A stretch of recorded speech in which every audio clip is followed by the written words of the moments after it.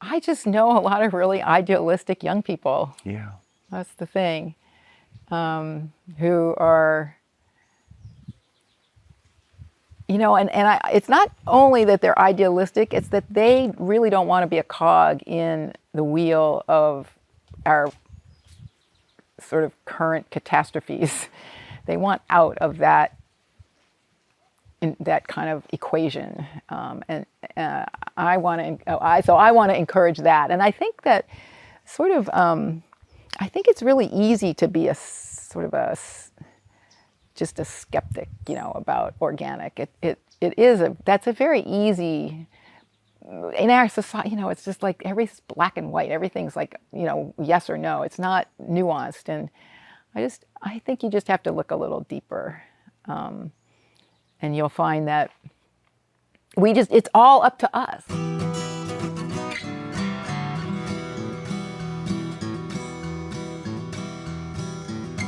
Welcome to the Real Organic Podcast. I'm Lindley Dixon, co-director of the Real Organic Project, and welcome to my farm.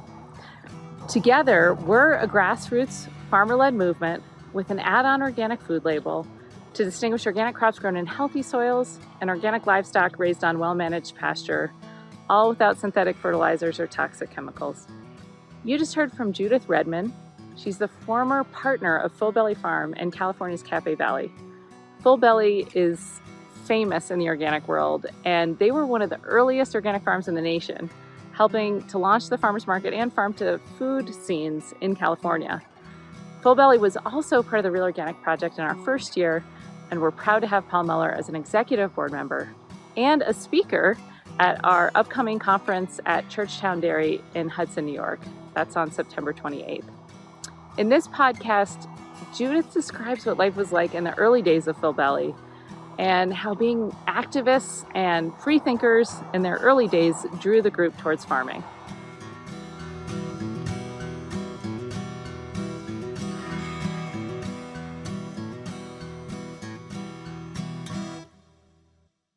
Welcome to the Real Organic Podcast. I'm talking today with Judith Redmond, one of the founders and partners for many years in Full Belly Farm.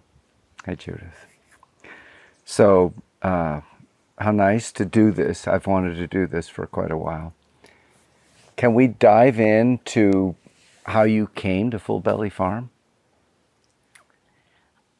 I was working at the Community Alliance with Family Farmers, which is one of California's really influential sustainable agriculture organizations. I was the executive director, and in that work I met farmers from all over Yolo County who inspired me tremendously and who convinced me that what I really wanted to do was have a life outside, working with plants, growing food, and in some ways addressing the policy issues that I was working on at CAF in a very real, grounded, down-to-earth way. In other words, there's problems with water quality in rivers. Well, let's not have farmers use chemical pesticides that are getting into the rivers and killing the fish.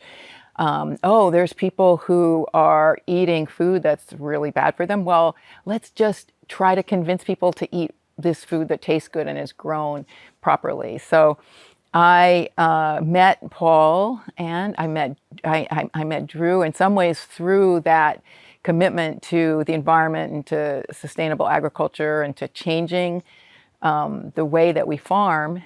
And that was really before there was a consciousness about what we now call organic agriculture.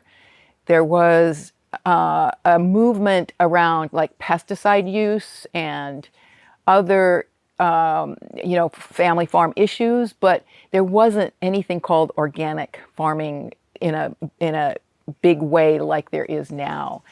So can you give me a year approximately when we're talking about? Well, I came to Full Belly Farm in 1989. Yeah. Drew and Paul had been farming here since 1985, and already there was an organization that sort of self-certified farmers. and they would certify their friends, each other. Farmers Was that the beginning of CCOF? Exactly. Yeah. That was the beginning of CCOF, and that was active here in our county, which is Yolo County. You only live once, and they were here at this farm but didn't own the land. And then in 1989, I really became interested in owning land, living on a farm, and perhaps combining that with my nonprofit activism. So that's sort of how it happened. And I moved here with my partner at that time, Raul Adamchak, and we started farming as a foursome. Yeah. Yeah. In 1989, we created a formal business partnership and started working together. There's so much strength in that, but obviously it's also challenging. It's a really common thing in the EU, I know, in the greenhouse world, where you'll have a family greenhouse and then it goes to the next generation, and there might be 3 siblings, and they tend to break down responsibilities. So somebody, does all the books and the legal structure and the tax laws and all that, and somebody else is doing the peppers and somebody else does the tomatoes. How did you all do it? Did you have a breakdown in terms of this is my responsibility, or were you just saying, I think that tomatoes should be this way, and someone says, no, I don't think so. So how did you work it? Yeah, I think why our partnership, we were so lucky. We came together as, I think, 4 really idealistic, passionate individuals who wanted to farm. And I think we were so lucky because we didn't really have a plan and an outline that said this is where we're going. We also knew that we weren't in the whole thing because we wanted to make money. That wasn't motivating us. It was really just the farming that motivated us. And I certainly at first there's just so much work that you all just pitch in. You're all doing the picking, you're all doing the packing. Everyone has a farmer's market that they go to. Everyone drives trucks and forklift and does it all. Everyone's just in there deep. But of course, over time, our roles did separate and or become more distinct. And people had projects that were their projects and skills that were more their skills. I would say yes, that happened. But in some ways, what made our partnership work was that we all really wanted it to work from the very beginning. We believed that this farm and this place and those relationships that held it together really, really mattered. In some ways more than many other things, that most people think matter, like money or,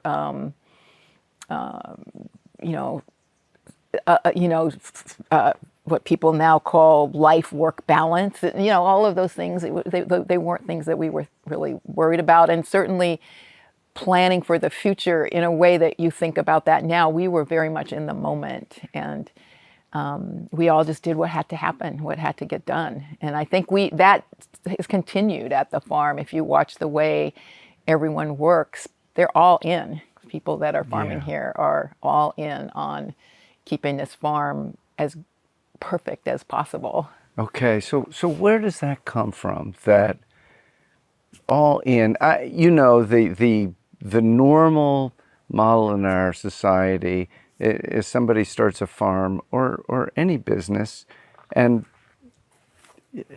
they usually pick something that they love to do, but their definite goal is to make a living, and preferably a good living. And I'm not saying that you didn't want it to work financially, but this is the second time I've interviewed someone this week who says it really wasn't about the money. I talked to Arnie and Ron Koss, who started Earth's Best Baby Food, and they said our goal wasn't to make a successful business. Our goal was to save the world.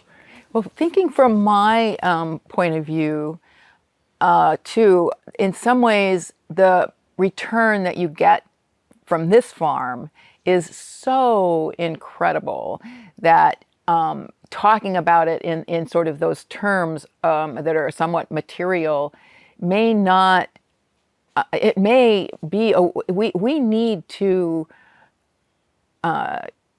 express to the world how lucky we are in some ways to be farmers and what an amazing thing it is to have that life, because it starts with the access to being outside, which for people's mental health is underestimated. It's very, very important to have access to a natural place, and we have that, and many, many people don't. And so that's number one. Number two is because we're such a diverse farm, we have access to so much amazing food, and we get to have it fresh, and we get to learn about it, and changes all the time, and eat these figs from this fig tree that's hanging all over us, when they're really first ripe and when they get really fermented on the tree, and all the different, we get to experience those flavors just firsthand. We have space. We have this sense of security. People in the city who've known Full Belly Farm for 35 years say, when everything falls apart and things are a catastrophe in the Bay Area, we're going to come to Full Belly Farm and we'll be there with you, because it's a safe place and you have food, and people. There's this sense of the future here, yeah. And so there is no way that my life has been minimized as a farmer. And so more, I'm working now as I'm working less at the farm, not working full time at the farm anymore. I'm working more with new farmers and people who are going to go through that struggle of having an identity as a farmer in this world and need, business skills or other kinds of skills. So, and support, really. They need support because it's hard to start as a farmer now. So I want them to be inspired to experience the same way that the earth gave to us here at this farm as I was, a youngster and then growing old here. That's so lucky. I hope that for other farmers. So, does that answer you? There's so much there, Judith. We're going to tease this apart. It's There's great. There's figs falling on the ground There's figs around all us. over the place. This is a good image of Full Belly Farm, is that the food is literally dropping at your feet. I have come here for some years now, and I always am fed so well. It's exceptional. So you said it was easier then, I think, to start a farm than now for a young farmer. Did I get that right? Is that what you think? I do know that farmers need support when they're starting. Did you have that support? We were pretty independent. None of us had family money. None of us, really believed in the industrial paradigm. We felt like co-op extension wasn't supportive. I don't know whether I would say yes to that, but I am more aware of the way that land access, water access, food safety rules, regulatory pressures. I am aware of the risks that farmers face in a way that I wasn't then, and I feel like perhaps in 1989 we were more able to skate a little bit under the radar than you are able to now. Under the regulatory radar? Yes. Not that we were doing anything we shouldn't, of course. But just that there was not people knocking on your door to inspect and check on you, and rules that you had to follow, and the irrigated, lands program, and the this and that. There's many different, in California especially, there's just so much that farmers have to deal with that I think it can feel like they don't get to farm too much sometimes. Right. There's a lot of regulation to deal with. It's interesting. Do you know David Weinstein? Mm-hmm. Yeah. So he said to me when we were talking that back then we didn't have capital, and instead we substituted basically our blood, sweat, and tears. People work for very little money, and they work very hard and very long, and they got other rewards. And eventually some of them the businesses did make it, but now it's more likely that a business right from the start is going to substitute capital for some of that, so that there's That's certainly the model, isn't it? Yeah. I was at we have some friends, some African American farmers who are trying to get land, and I was talking to them the other day, and they were describing that and how expensive it is to try to buy land and to figure out the structure, the business structure, because they want to work with lots of different people. And we talked about this question that you raised of whether it makes sense to just capitalize so that you can sort of have your buildings and have your structures that work and have a irrigation program, all the things you need to make a farm work, a few tractors, this and that. And I really encourage them to evolve over time, because I don't think you really know what your priorities and your needs are going to be at first. You're still learning. And I think it's okay not to start off with a lot of capital and big plans. Yeah, yeah.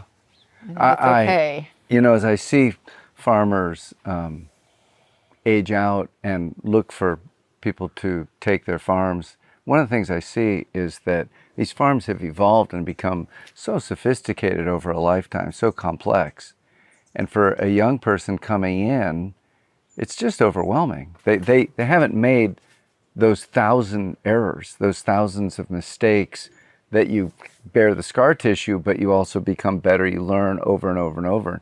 To suddenly step into that scale that you didn't go through that learning process. The mistakes might be more costly at that Yeah, level. that's right. It could be disastrous without that intuition that isn't just come out of thin air. It comes out of all your many mistakes. Yeah. And farming is probably, every farm is different. So I'm only speaking from my experience, but it feels to me like farming is complex and has an opportunity at every corner. Like at every turn, you could try something a little different and learn something new.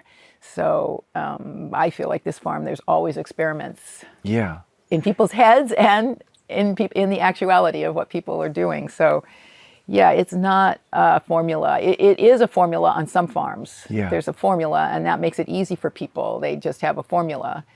But on this farm, it is not a formula. I think Full Belly is the most complex farm I've actually ever seen. So can you just briefly describe for people, you have so many crops. And I think a you lot could of say people too working. many. But yes, we have many crops. And we also have many enterprises, so we have many, we sell our crops through farmers markets, through a community-supported agriculture program, to restaurants, to stores, and to wholesalers. So we have a diversity of marketing avenues. But we also have value added, which I think has been a great addition. So we have jam and pizza dough and tomato sauce and value-added products that come out of a certified kitchen that's on the property and that two of the second-generation farmers manage. And we also do these events and outreach and sort of kind of community building projects and so forth. So there's a lot going on. There's perennials, there's annuals, there's flowers, as well as crops that you eat. There's nuts and fruit. There's sheep, there's chickens, there's pigs. Yeah. There's a lot going on. And each, many of those things were brought in and onto the farm because of the interest, say, that Drew Rivers, who's one of the owners, had in sheep and livestock, and cows, and bringing livestock to the farm. So yeah, I get to have a pretty 360 diet here. I have milk from our cow, meat from the sheep, and vegetables, fruit, nuts. How many people work on Full Belly? There's a crew that's year-round of around 60 people.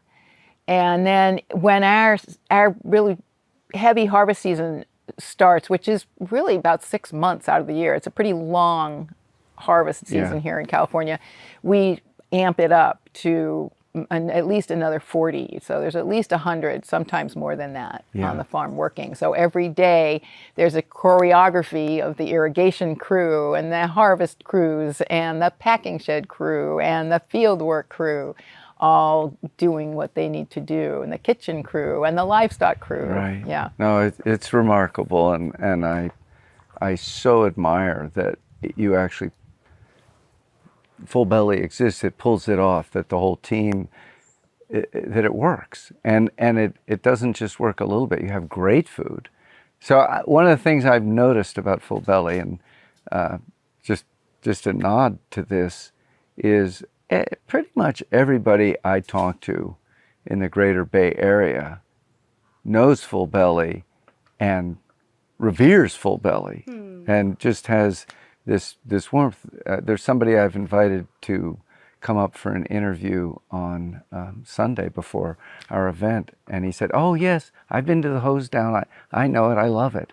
So you've done so much to connect the community to your farm, as well as to feed the community. But people feel that connection. You're not just a label on a wholesale, shelf that which is wonderful, and people brand their stuff and eaters get to know it, but people feel a genuine connection to your farm. As you say, they see this as the safe place.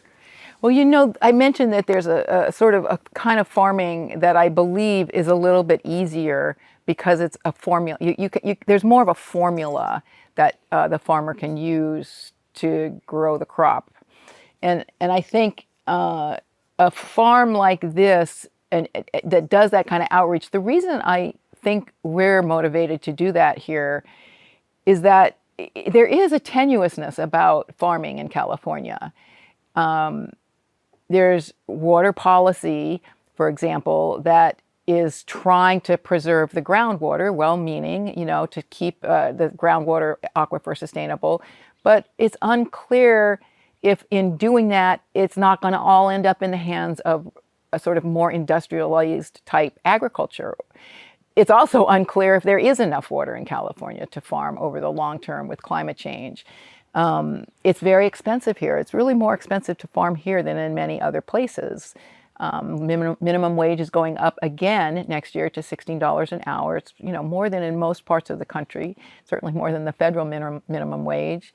I mentioned the irrigated lands program. The food safety pressure and inspection pressure here is very, very strong, very high regulatory pressure. So I think we feel that tenuousness as a well-established farm, but I think other farmers, say in the San Joaquin Valley, which is sort of the home of large-scale farming, see it all the time. And it's way cheaper to grow food in Mexico or in other parts of the planet and ship it here than it is to grow food here. And so, why? Yeah. Well, labor is very, very inexpensive in other parts compared to here. Labor is very cheap, and labor is 60% of our cost, which is high, right? I mean, if you look at your labor as a percent of expenses, some people look at it as a percent of income. I'll talk about it as a percent of expenses. My fully loaded labor with health insurance, workers' compensation, plus, of course, salaries and wages, it's 60%, and that's much higher than it would be if we were not paying people a lot of money to work, or if we weren't giving them some health insurance benefits, and if we weren't trying to take care of them. So, my understanding is that you actually start people at higher than the state minimum wage. We do try. I would say that as the state's minimum, we've always said that, but as the state's minimum wage has gone up, I think if you examine the books, you might find that it's not 100%. Okay, but we have had that. That has been our goal, and the majority of our employees who are year-round are well above minimum wage. Yeah. Oh yeah. Yeah. But when people start, sometimes they have to prove themselves a little bit before. But at any rate, yes, that is our goal. Healthcare absolutely our goal. Is pretty impressive for a farm. Yes. I know some farms out here who do it, but not very many farms in the country can do it. Yes, in fact, many of the owners don't even have health insurance. Exactly, that's right. Yeah. Even the owners can't afford health care. Yeah. And so I think I just, I kind of just wanted to point out that tenuousness as a way of saying that these farms can be independent and imagine themselves as entities that exist in this cloud of dust and bubble and hard work, but actually we need to be connected to the communities out there so that we have support, not just for this farm, but really for the concept that farming is an important part of a society, right? Farming is an important part of the rural landscape. Working lands matter to the water, to the air. You know, we all are on this planet together, and we have to figure out together how to take care of it. And if the farmers can't manage to survive, I think it's just a bad sign. We're all in this catastrophe of climate change and environmental disaster. We're all part of that, and we all have to solve that problem together. And so we need farmers. So that's part of I wanted to sort of go off on that tangent when you it's true that there's a lot of support that we've built, I think, and I wanted to sort of parse through, well, why? Why is that important? Yes, well, yeah, it's important for so many reasons, but one of the amazing things about it is that you're able to pay it back or pay it forward. You're able to have people making a living wage. You're able to have people have health care. You're able to have health care. These are things that we want for all of our citizens. Yeah. But in the case of farms, sometimes it's about the personal support your farm gets from their customers, and sometimes it's about the regulatory world in which we live and the food system and how do you get paid and how are people supported and is price what really matters? You're absolutely right. There's a lot that the farmer, him or herself, can impact on their farm. So much to make it a respectful, good workplace, to take care of the earth and soil. There's so much that we can do ourselves. But there's so much that's stacked up, right? I mean, it turns out that I think immigrants are something like 17% of the U.S. population, and they're like 83% of the agricultural workforce. And those immigrants, they're here without their families. They're here, 50% of them in California are here without correct papers and documents. They're feeling isolated. So that's an example. That's a structural problem that we have in this country. We have not addressed the problem of agricultural labor and immigration. And it's not just agriculture, right? You know that. It's like people that work cleaning hospitals, people that work for fast food. Many of them are immigrants also. Slaughterhouses, construction sites. Yeah, construction. Yes. I mean, some of the jobs are terrible, some of the jobs are not.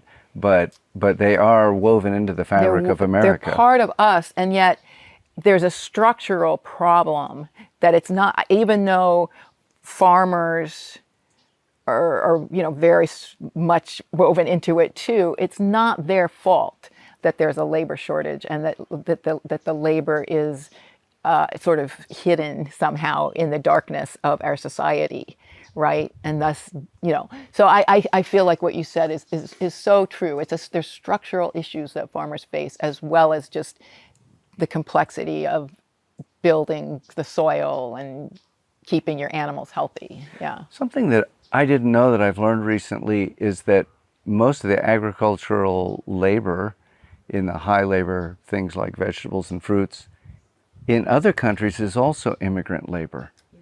So in Mexico, it's not the local people around that farm who are mostly picking those berries.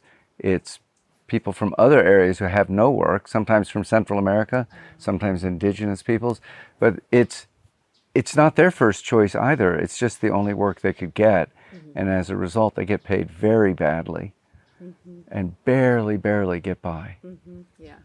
Right? And that's why we look at the cheap food and we go, well, it's not right. No. It's not cheap. It's just somebody paid for it. Yeah. Yeah. Yeah. Okay. I just want to say one thing. Then I have a question, but something interesting about water policy in California. The guy I'm going to interview on Sunday is Daniel O'Connell. I don't know if you know. Yes. Do you know him? Yeah. So he's written a lot about the evolution of the water policy in California, and that when they did all the waterworks in the Central Valley, I think back in the 30s, and they created this water system so that farms had all this possibility of irrigating. The law was that only farms that were 160 acres or less, and that the farm owners lived on the farm. They were the only ones that would get the subsidized water. And then that was increased to 960 acres. And the way that the farm operators got around it is that they created what used to be called Christmas tree farms, basically farms that were operated, large, thousands of acres, like 4,000 or 5,000 acre farms that were operated as one farm, but they created these little fake trusts. And so when I graduated from the university and went to work for the California Institute for Rural Studies, where Don Villarejo was the director, I did a 3-year Ford Foundation funded research project that we worked with NRDC and Natural Resources Defense Council, and I went to all of the, it's too much of a tangent. I have some fabulous stories where I went to these counties and I went to the I did public research into public documents to prove the way that these Christmas tree farms were structured, and found like trusts that had people's dogs listed as trustees, literally. Like they were completely transparent about it, because the Westlands Water District, the largest water district in the country, sort of told them, this is how you do it. This is how you get the subsidies, even though you're a 5,000 acre farm. You just pretend that you're not by creating these paper farms. And it ended up in a lawsuit. I won't tell you all the fun stories, but it was a lawsuit against the Bureau of Reclamation. And we ended up settling out of court around it. So we didn't really ever win, but CAF, Community Alliance with Family Farmers, actually brought a lawsuit with some Indian tribes and the NRDC on that very issue that you just mentioned. Yeah. And my trip went to Washington. I got my first suit and clothes and everything, went to Washington, was sitting in the room where this, I said that we negotiated it in court, out of court. It didn't actually go to trial. And I was very young and naive, I guess. And I went to the room where they were having this negotiation, and the people from NRDC were the lawyers, as well as Ralph Abascal, who was the California Rural Legal Assistance lawyer. And I walked into the room, and and there was the Westlands Water District lawyers, and all of a sudden, the lawyers for J.G. Boswell had turned up. And J.G. Boswell was one of the largest farms in the Westlands Water District, and they were there too, even though they were farmers. Like, they were representing this enormous farm that was one of the worst offenders of some of these rules, and they ended up in the room there with the out of court negotiations on this question that you just raised. So it's a lot of stories behind that. It's a deep subject. That's great. I didn't know you had that history. So, this is not really a tangent. This is actually central to what our symposium is about this winter. It's called Break 'em Up, and it's about the consolidation of power and money in agriculture, in the food system, not just in agriculture, but in distribution and in retail. And we're one of the people who I will interview is Zephyr Teachout, who wrote the book Break 'em Up, and she talks a lot about big ag in it. I'm curious, from your experience, do you think that would be a good thing? And even if it would be a good thing to break up these large farms the way they broke up Standard Oil? Or do you think that it wouldn't be good? Or even if it would be good, do you go, yeah, but that will never happen, Dave? I don't have I don't know that I want to give an opinion on that. I think that you can be a large farm and be a good steward, right? And that's got to be the goal that we have right now. I feel like that goal may be more central of a question. Because I've had this conversation with people who say there's no way that you can take care of 1,000 acres properly. But when I see this farm, we're 500 acres, and the way that we have 6 owners and boots on the ground everywhere, every corner, all the time, 6 days a week, I feel like, well, it is perhaps more difficult to be a good steward if you have a larger farm, but that's the goal, and that's what we want to make possible. And so I think that's the central question, is how to be a good steward, and whether you can do that on a really large farm. So I'll just leave it at that. I do think it's true that really large farms, because they have more concentrated wealth, can also do more damage. And right? And so I do see that side of things, but I think the way I see Real Organic Project in some ways is that it's sort of, well, let me start. I see that we need to have a pretty big umbrella. I think that we need to have an umbrella that includes farmers in the Central Valley and the San Joaquin Valley who are using chemicals, or who are not farming necessarily organically. They have been there with their families. They have inherited the land from their families and been there for generations. And I feel like I want them in my umbrella, under my umbrella. And I feel like what Real Organic Project has done is they've said, here's the umbrella, we're going to move it in this direction, in terms of what organic means, and how good you can be, and how what the goal is out there. But for me, I love that and see that, but I just feel like we should never close our doors to those multi-generation farms in California that have someone who's there with a family, possibly, and who's genuinely trying to do their best to hold on to that land. And that doesn't characterize a lot of the farms that are out there. I can see Daniel O'Connor thinking about hearing this, and he'll say, well, wait, like there's a lot of farms out there. The owner has a helicopter and lives in Chicago, so Right. It's a spectrum. What we see out there, in the San Joaquin Valley, is that there's a lot of really industrialized, formulaic approaches to agriculture. But there's also an openness to change, that we're never going to change agriculture if we don't keep our door open to those farmers who aren't doing it the way we are, and we can't close the door to them. So, well, I would never want to close the door to anybody. The challenge is when Godzilla walks through the door, he tends to take out the whole door jamb, and then he sits at the table and says, "What's for dinner?"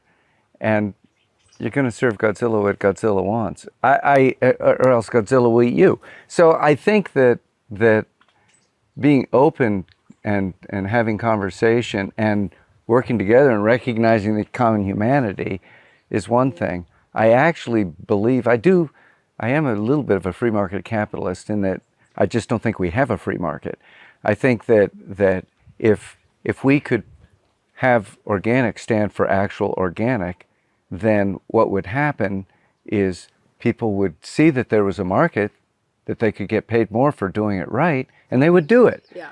And so these programs, these USDA programs for how do we encourage people to go into organic, seems insane to me. It's simple. Just enforce the law, Yeah. and organic will grow, and it will naturally draw people in. That's my belief. Bob Quinn tells a wonderful story of converting to organic from being a completely believer in a conventional system. Yeah. And he just did it for economics. Yeah. And then he got it. Yeah. I mean, I work a lot with CDFA, California Department of Food and Agriculture, on their programs that provide incentives for farmers who want to use compost on their land, or put a hedgerow in, or grow a cover crop. And I don't know how we haven't done enough analysis of that program, which has been going on for a number of years and given out a lot of grants, multi-million dollars worth of grants to farms. Whether or not those farmers are actually continuing to make significant changes in their way of farming. But I do think that those programs that provide incentive money to those farmers to take on those practices, I think are beneficial overall, because they get them to have a taste of it and see if it works, and it does. Well, we just gave away almost $3 billion for that. Yes. With the Climate Smart grants, and yes. And we gave it to the very ringleaders of the problem. Yes. Most of it. Yeah. Well, that was a really top-down kind of quick fix kind of approach. Yeah, that wasn't what these grants here in California are. They have a much better, more grounded approach to it. Yeah. Yeah. It's not a quick thing. Yeah, yeah. It's been going on for a while. Yeah. I mean, we can only hope that the $3 billion isn't a waste. It's hard for me to imagine that the Iowa Pork Growers Association or Bayer is going to do anything that threatens their basic model. Mm-hmm. I just it's too great a leap for me. But maybe some good will come of it. So let me ask you a question. This is something that I had back when we were still Keep the Soil and Organic, before the Real Organic Projects formed, and actually Paul connected me to a younger farmer who second generation organic farm, quite successful, and suggested that we have a conversation about hydroponic and organic. And he was confused about even why that couldn't be organic, and we had an hour-long conversation about it, and very friendly. And at the end, he said, "Well, I'm almost envious. I'm really impressed, because I think that in the Northeast, organic still has idealism, and in California, it's pretty much become a business." And I thought, I don't think that's true. I know very idealistic organic farmers in California as well as everywhere else in the country.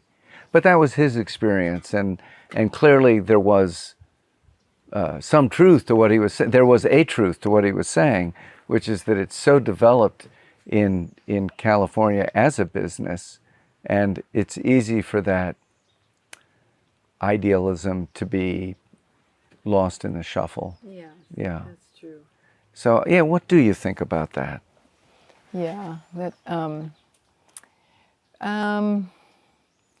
I just know a lot of really idealistic young people. Yeah. That's the thing. Who are, it's not only that they're idealistic, it's that they really don't want to be a cog in the wheel of our sort of current catastrophes. They want out of that kind of equation, and I want to encourage that. And I think that sort of, I think it's really easy to be just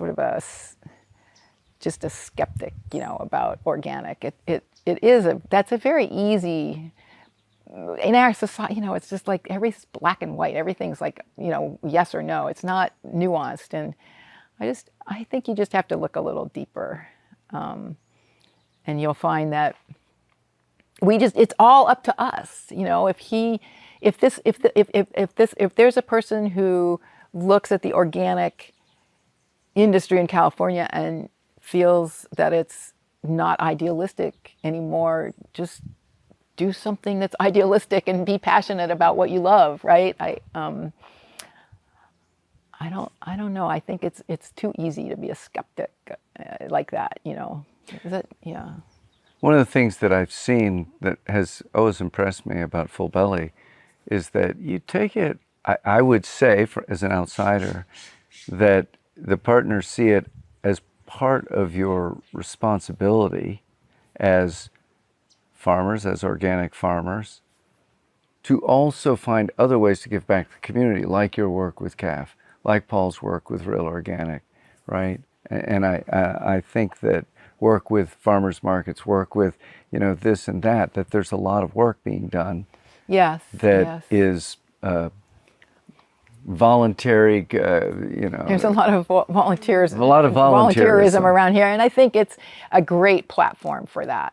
We've proven that it's a really great platform because we have credibility, I think, as people who have worked very deeply in this one place for so many years. It's given us an understanding of, say, how policy impacts a farm like this, or how we can impact the environment and the soil, and how we can change things over time, and how, you know, education of little kids, little kids can be, I have photographs of little kids at the Berkeley Farmers Market picking up their CSA box with their parent and opening the box, and the parent's like trying to put the stuff in a basket, and the little kid's grabbing a carrot and grabbing the strawberries and throwing them in their mouths and eating them. And you go, we're somewhere else, and well, my kids don't really like vegetables, and you're like, well, wait a minute.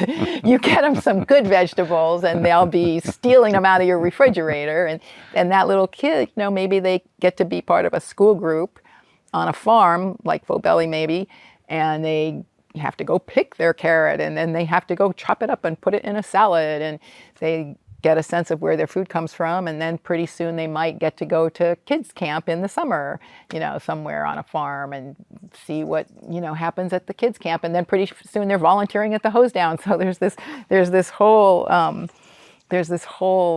opportunity for families to be involved at many different levels, and I think.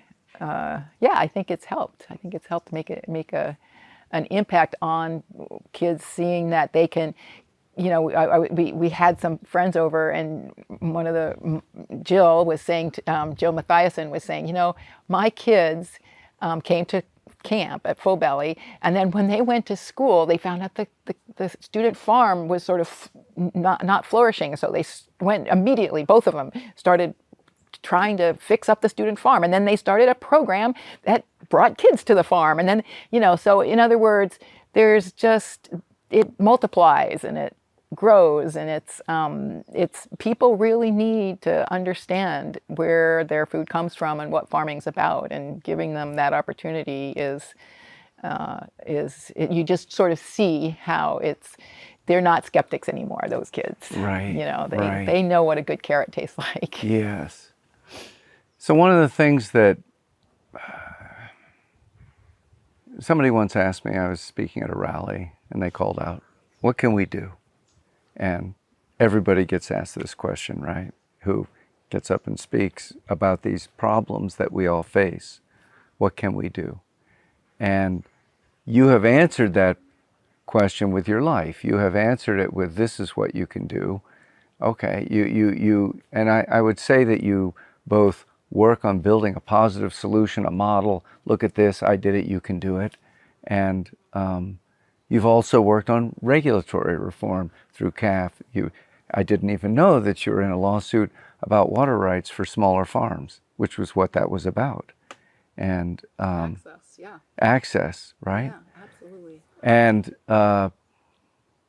we know that those regulations literally change who stays in business and who doesn't. When the Central Valley Water Authority created that system, a whole lot of land, large land holdings, suddenly became much more valuable because they suddenly had access to irrigation water, paid for by you and me, paid for by the taxpayers.